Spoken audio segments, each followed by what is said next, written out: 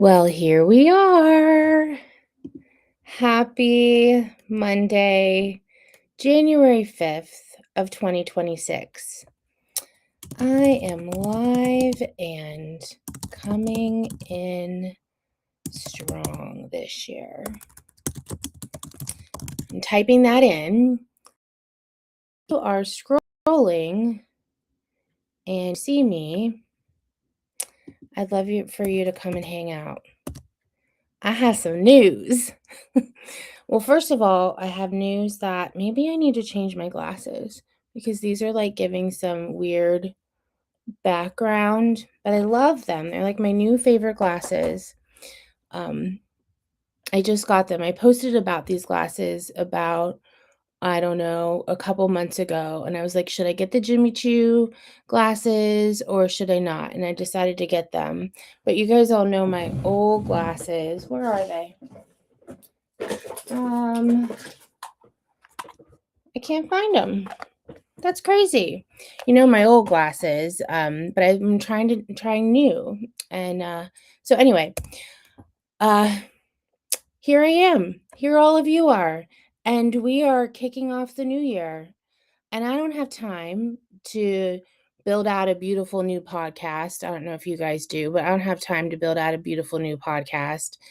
I do have my daughter got me this. So I'm going live instead. Like I am just going live as is. And hi, good morning. So my daughter got me this cute little like thing that you talk into.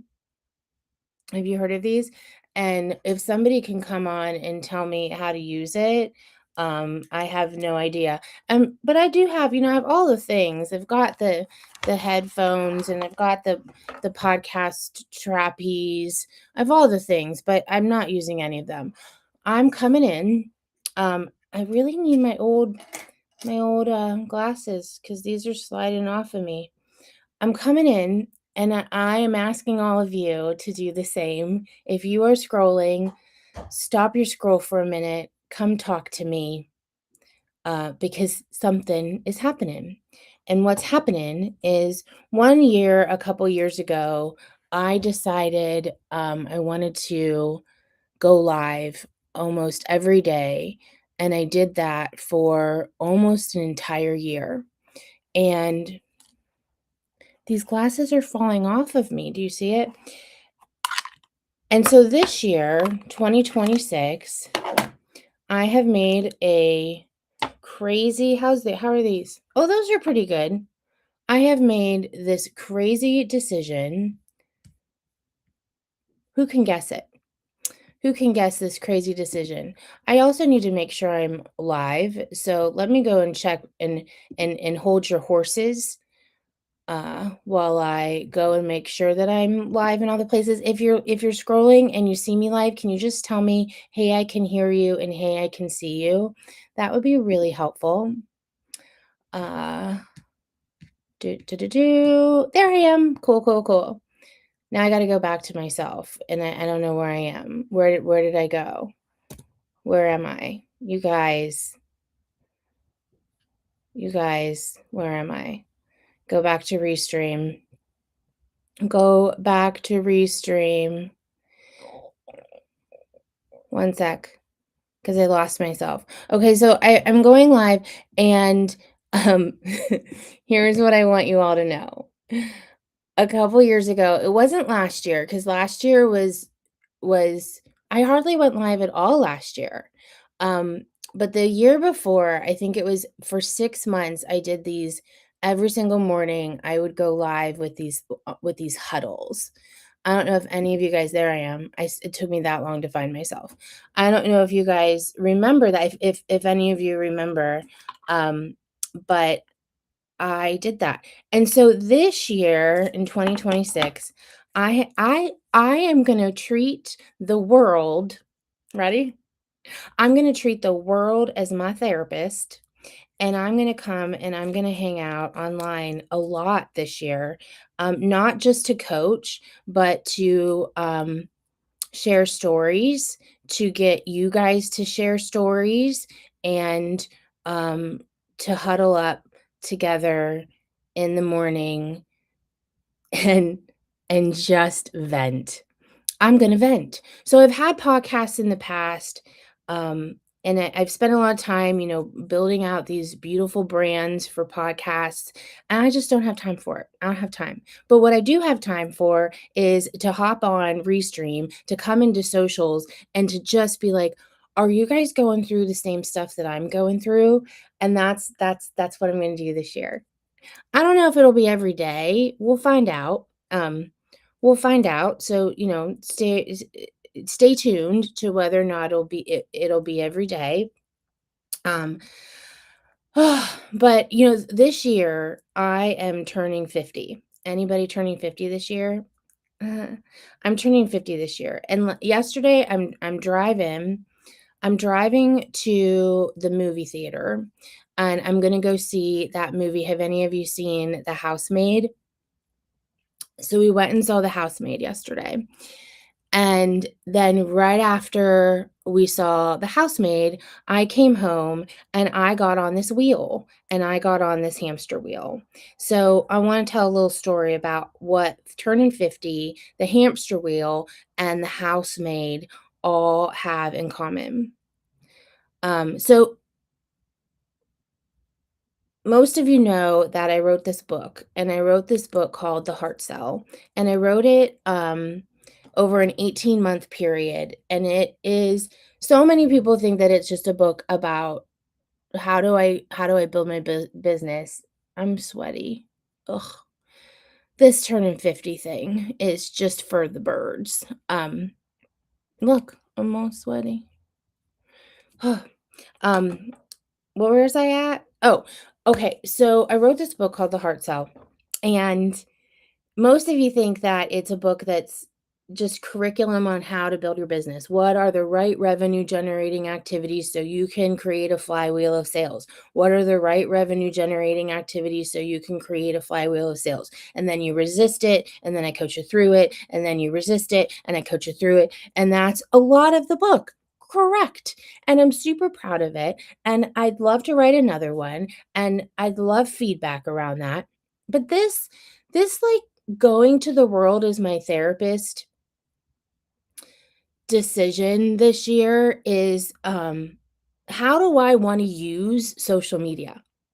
And honestly, I wanna use you guys not to brand myself, not to, sell myself, but I really wanna use social media like the way I wanna use social media, which is just to come in authentically as me, telling you what's going on with my life, not to be an influencer, not to make money, not to figure out how to use these things, although I really need my daughter to show me how to use these things.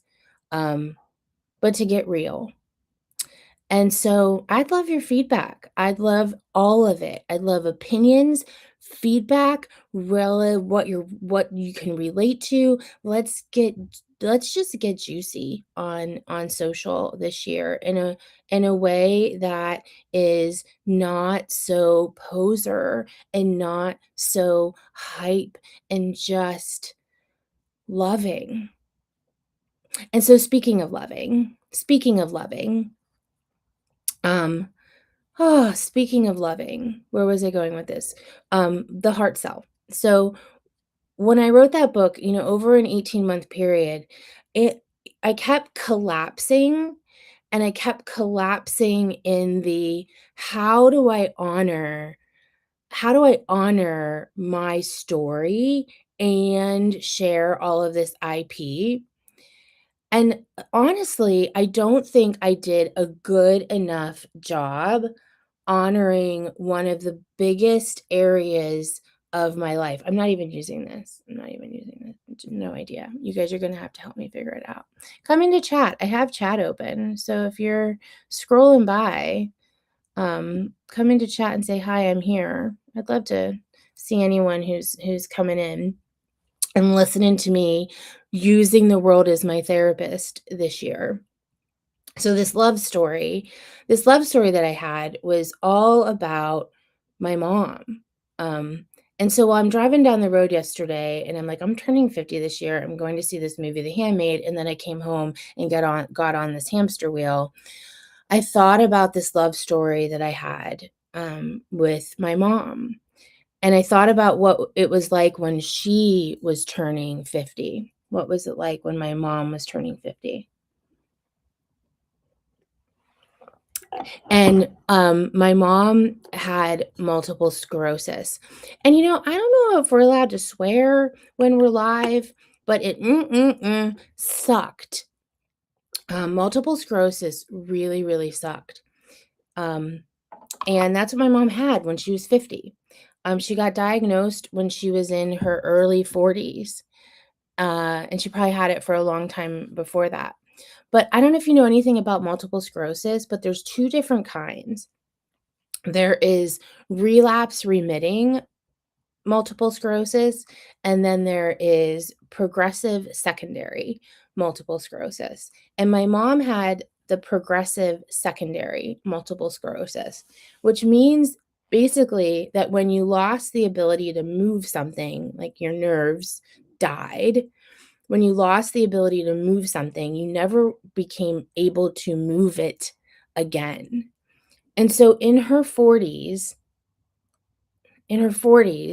she fell while she was at the hospital working as the director of nursing. She fell and pretty much never was able to walk again.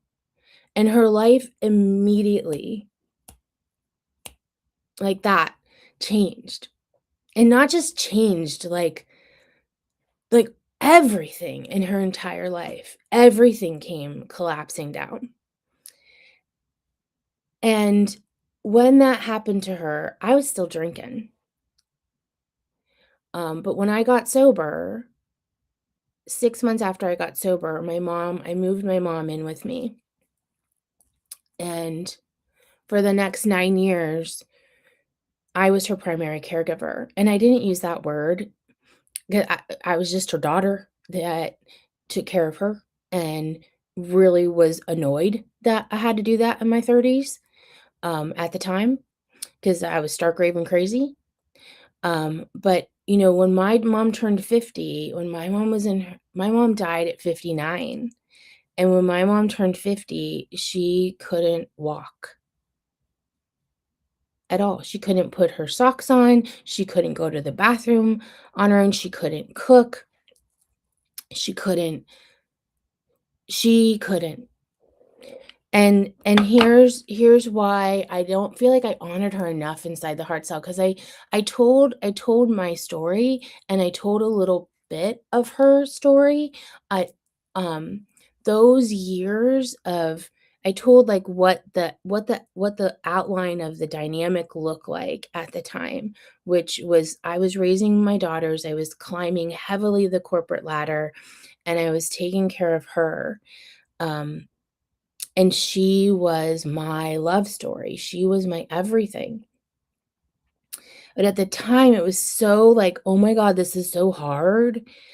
The the firemen would come to our house, like, once a week because, my mom would fall and I would be at work, or she'd fall something would happen, and, um, she would fall, and so I would come home, the firefighters would be there, they knew my mom by name, she had one of those, like, little beeper things, and, uh and she was so funny because she would say to them, "I don't know if you know if I'm purposely falling, because my daughter's single." I was single the whole time. I was, taking care of my mom.